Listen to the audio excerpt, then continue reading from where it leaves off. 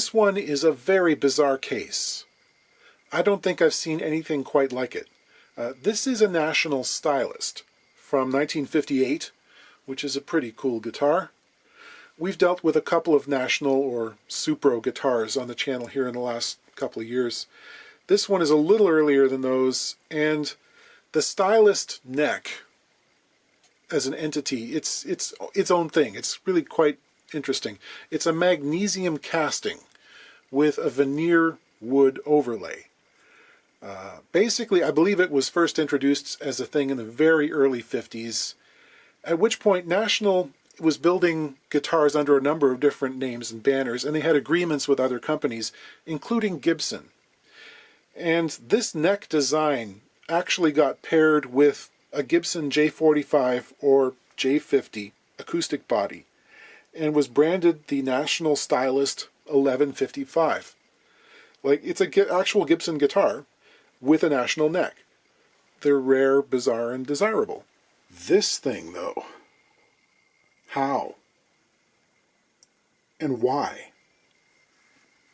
Scalloped fretboards are a thing that we usually associate with the late 1970s into the 80s.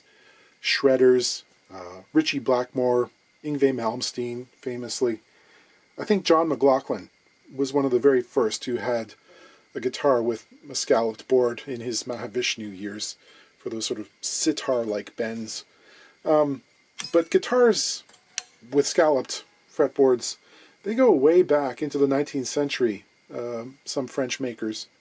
And there are a number of other related sort of Eastern instruments, like the pipa, various Vietnamese ones, that feature this too. Still, this is not what you expect on a 1950s National. Can you guess what the object is? So this gives the impression of being done a long time ago. I don't know when it was done, and it is inexpertly... Oh, hey, that fret is just sort of wiggling. Yeah, no. I think some of them have been dressed, but I can't get a single satisfying note out of this guitar anywhere.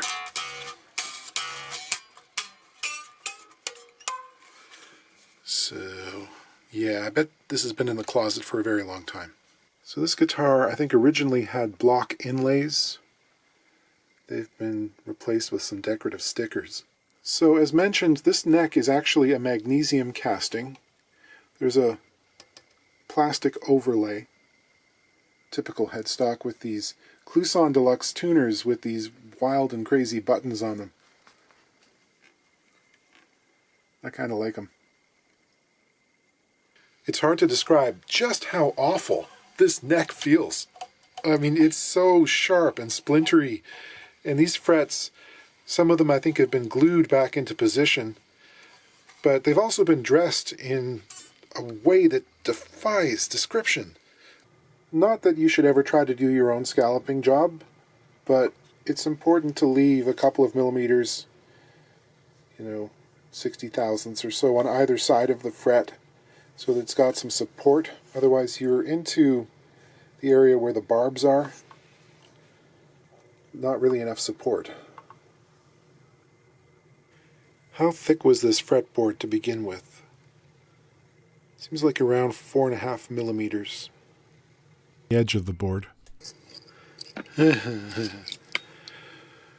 Yeah, that's magnesium. Magnesium, of course, is frighteningly flammable. If you get it hot enough, it will burst into a flame that is exceptionally bright and difficult to put out, actually.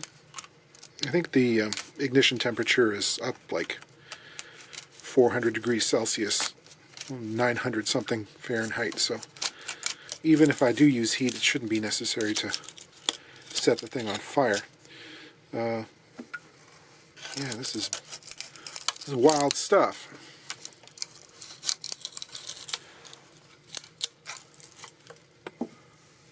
There's this big semicircular void up here between the magnesium and the wood fingerboard overhang, And I think I want to heat this up just to be a bit more gentle in this area. I'll remove the strap button and take off the plastic overlay. Seems to be a couple of wood screws and maybe an Allen bolt for a tilt adjust or something. I'm going to have to use some penetrating lubricant on the screws here. So I'll try and carefully remove the sticker.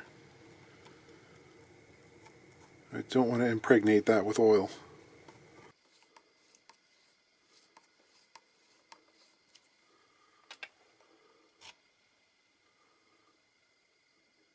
Attempts to shift the Allen-headed thing were not successful. The neck refused to come off. Working with the neck off would definitely have been my preference, just for ease of handling. But if I got to work with it on the guitar, we're going to have to do something about this front pickup here, which is actually higher than the surface I need to level. So, get rid of some of this other stuff in the way.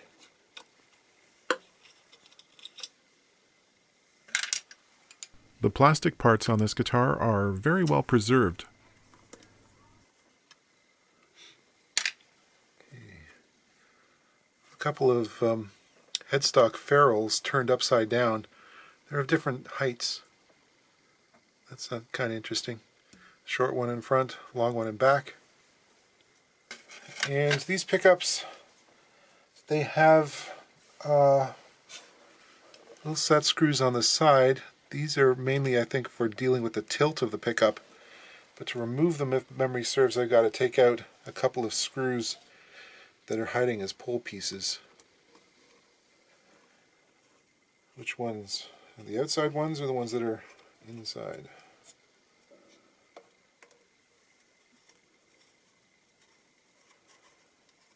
Okay, maybe I am mistaken. I was. Turns out in this model, the pickups really are just held in place with the side screws. Okay, maybe the neck can come off after all. This is something I've not seen before. There's a bolt on the inside in this little chamber of horrors.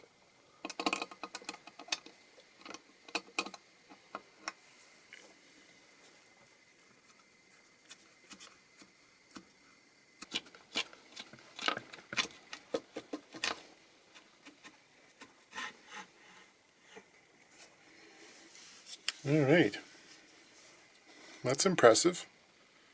It's actually a 3.5-inch long cap screw, and you can see we've had some spider activity over the years. This wood material, it's ebonized. I believe it's maple. A little Rayflex structure, and it almost looks like beech. This stuff was used from around the turn of the century. You see it on a lot of fretboards from inexpensive Chicago makes in the 1930s. And it just gets really, really crispy. Fret jobs are always a pain in the butt because pulling the frets out just really wants to destroy the whole board.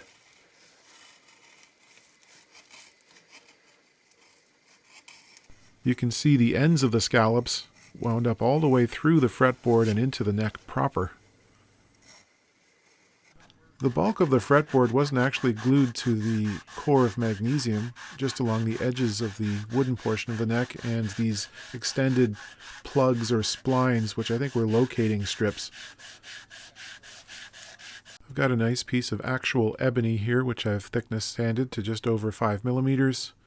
I'm going to mark out the fret positions, which I've extrapolated from the original board. It's around a 24 3/4 inch Gibson scale. I'll mark the fret positions out using a machinist's rule with exceptionally fine graduations. To cut fret slots, I use this venerable blade that came from Luthier's Mercantile International, no longer with us, unfortunately. And it came with these nice stiffeners, which really make it run clean. My old Sears Homecraft table saw has just celebrated its 70th birthday this year. I need to mark out the taper of the board. After some careful measuring to position them, I'll trace these pearl block inlays. So, cutting block inlays by hand. This is really a thing of the past. It's the perfect task for a tabletop CNC router. If you had one of those and you didn't use it for this task, why own one at all? I don't do enough inlay work really to justify it, and I don't really have enough space for one in the shop here. So it's not the kind of work that I take on very often. And really, this was an add-on to the job. It's like, oh, wait a second, these originally had these beautiful block inlays. Could you maybe put some on? I'm like, yeah, okay. In the past, I made this little sliding router jig, which is just a tray for a router. It works very much like the one I use for routing saddle slots and bridges. I can set it up to do one side of a slot and then slide it over and do the other, and it keeps things relatively parallel. But to be honest, it's faster and maybe even less stressful just to route them freehand, because all that setup for each and every cut takes forever. You're constantly second guessing yourself, and you almost always end up having to do some hand fitting anyway, so an inlay, at this point, I have a kind of complicated relationship with it. We're in an age now where you can program a router to cut both components, the part that goes in and the recess for it, so that they snap together just fine, like perfectly, without a thought. You sort of set it and you forget it. In the past, an instrument with a whole bunch of pearl inlay demonstrated a huge amount of time spent by skilled craftspeople. Pearl inlay is a visual thing, but it's also about effort. And in a stringed instrument, there's very little reason for it to be there in terms of functionality. It's about bling. It's like conspicuous consumption, kind of. And nowadays, though, we see extremely low-cost import guitars festooned with Tree of Life fretboard inlays or headstock fines and stuff, and they're selling for like $400. Really, I don't know. At this point, I kind of want to see gaps around the outline to prove that a human did it. I know that's weird.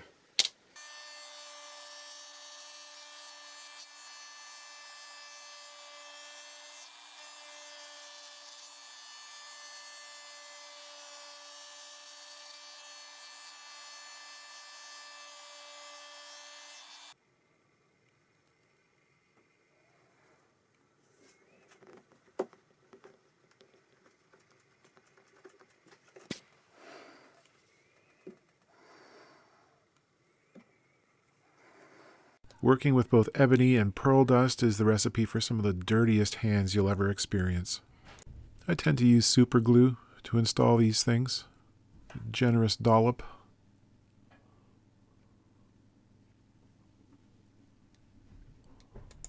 The inevitable gaps around the perimeter are filled with a mix of ebony dust and thin glue. I'll drill some holes for positioning pins. Those will go into the wood, not the magnesium. Magnesium's weird. It's like simultaneously soft yet stiff. And due to the seriously unlevel condition of things, I couldn't sand down all the way to flatten with the magnesium surface because the shape was going to start to get weird. I'm going with epoxy because I want to fill those gaps up. Once that's cured, I can now radius the surface of the board, going with a 12-inch radius. I'll blend the edge of the board into the surface of the neck with a long straight edge. Need some side dots.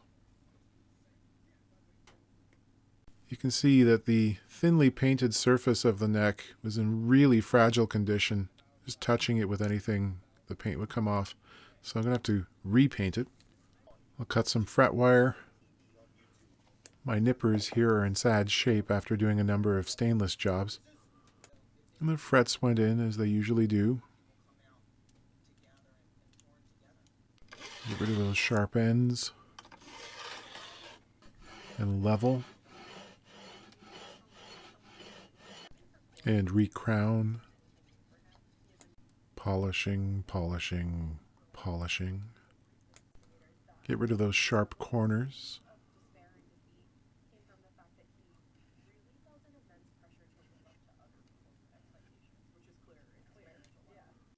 Fresh coat of black, and then a couple coats of lacquer.